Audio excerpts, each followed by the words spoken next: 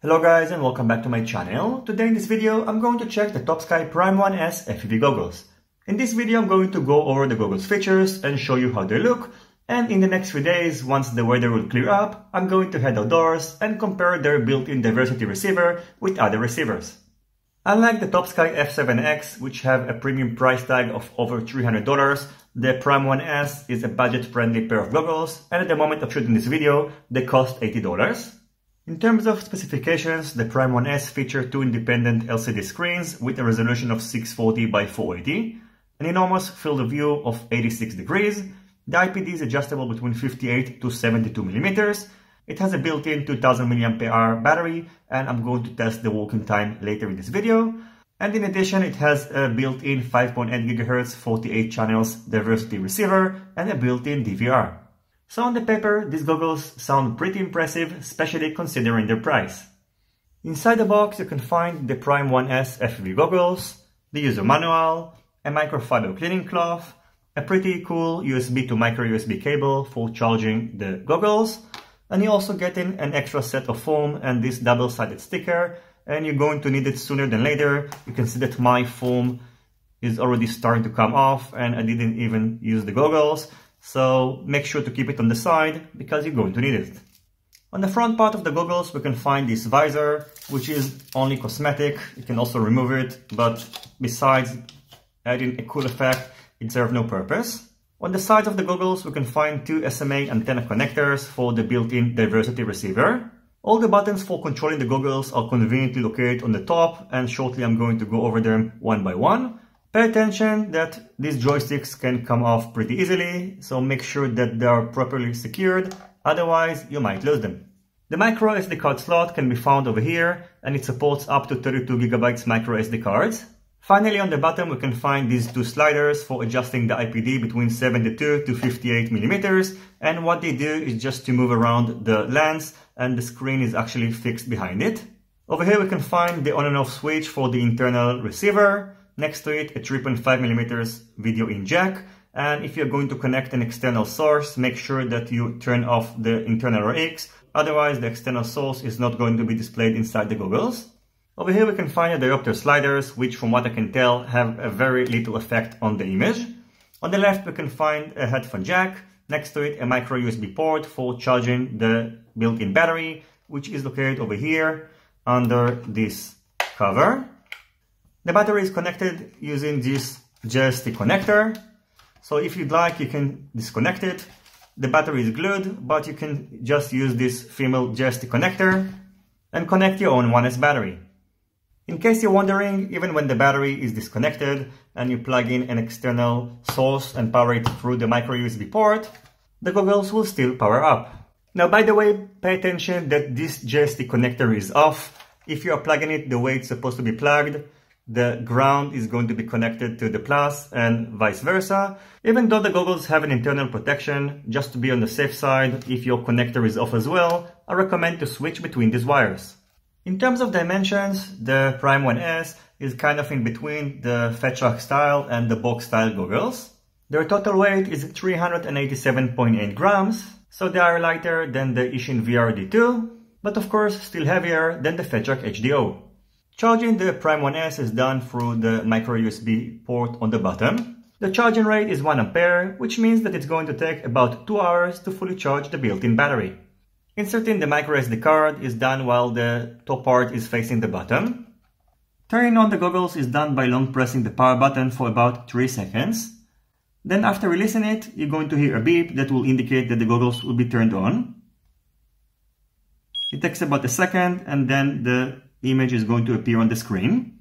Short pressing the power button again is going to show the battery indication on the top right for less than a second, so you can see now the battery is almost full.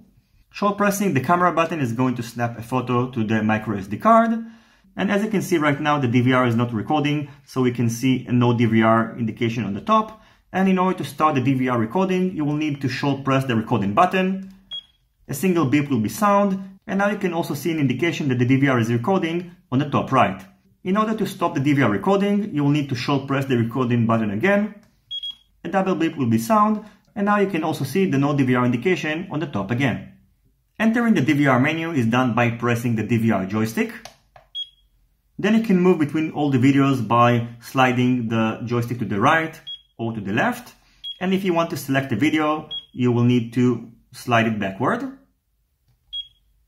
Now you can control the video playback by sliding the joystick backward. So you can see now it's playing and now it was paused. And unfortunately, you cannot control the playback speed. You can also move between the videos in this screen by sliding the joystick to the right or to the left. You can go back by sliding it forward. And then if you want to exit the menu, you can slide it forward again.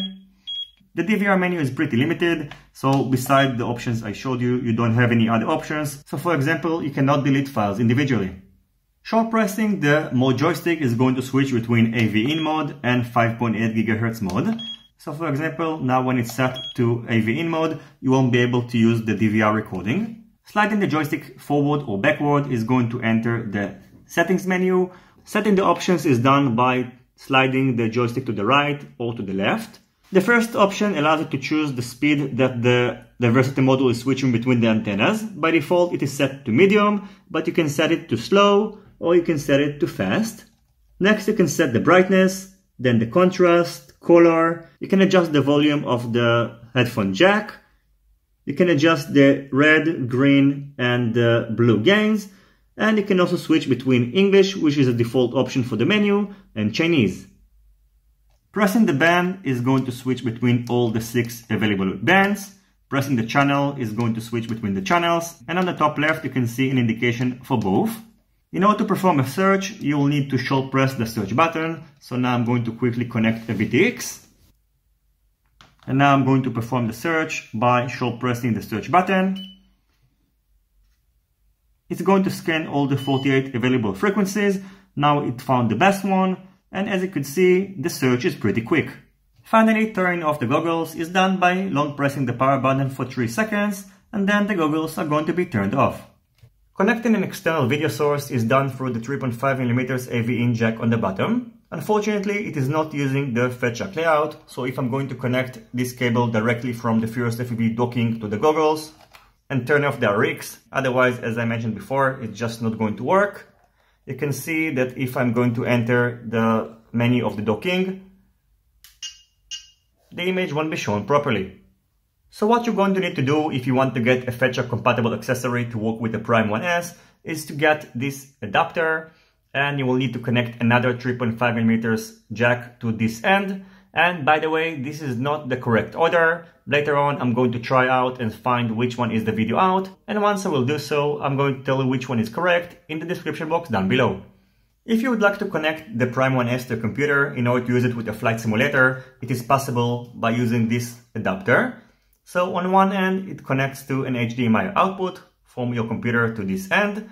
You're going to need to power up the adapter using a mini USB connector. On the other end, you're going to connect these cables which are included with this adapter and plugs to the 3.5mm port. Now I've got everything connected, and as you can see, the video from my computer is played inside the goggles. When I tested the Ishin EV100, I reviewed this adapter, so if you would like to find out more, I'm going to put a link over here so you can check it out. The field of view of the Topsky Prime 1S is much bigger than the field of view of the Fetch Jack HDO and HD3, and here you can see how they compare. This comparison is not 100% accurate, and what I did basically is just to put the GoPro inside the goggles and show you what it captured. In comparison with the Ishin VRD2, I can tell you that in my experience the field of view of the Prime 1S feels a little bit smaller, which is for me a good thing. This is a matter of personal preference. I got used to flying with Fetch Jack goggles, and flying with these box style goggles and even with the Prime 1S feels just a little bit too big for me. In addition, because the perceived image is so big and the resolution is VGA, you're going to be able to see pixels, which might be problematic for some of you. And I really wish they added the ability to zoom out either mechanically or by just even reducing the video size inside the goggles. In order to test the battery life, what I did is to fully charge the goggles, and then I started the DVR recording. And as you can see, the big file was split into smaller ones. Each video is 12.5 minutes. In total, 9 files were recorded for 12.5 minutes, and another smaller one, which actually got corrupted, was recorded as well.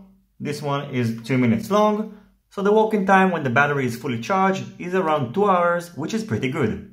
In addition, I also checked and the DVR records audio. Another advantage that the Topsky Prime 1S have over the standard POC style goggles is that you can see that this one, for example, the Ishin VR2 wouldn't fit inside my bag, even though it is pretty big. I can fit it somehow, but in my opinion it is just a little bit too big. However, you can see that the Prime 1S would fit over here where I normally store my facial goggles without any problems. So overall, from what I've seen so far, for $80 you are getting a pretty good value for money. Of course, I still need to test the built-in diversity receiver and hopefully it's not going to suck. So if you are a beginner who's looking for his or her first pair of FPV goggles, I think that the Topsky Prime 1S would be a pretty good choice. Are these the perfect goggles? Of course not. The Prime 1S suffer from some issues. First of all, the faceplate is not good. I think that a better choice would have been to use a Fetchlock style faceplate or even just to put Velcro over here, because this thing just not going to last. In addition, in my opinion, the DVR is too basic and I think that they need to improve it, and it could have been great if they would add the option to zoom out and make the screen a little bit smaller.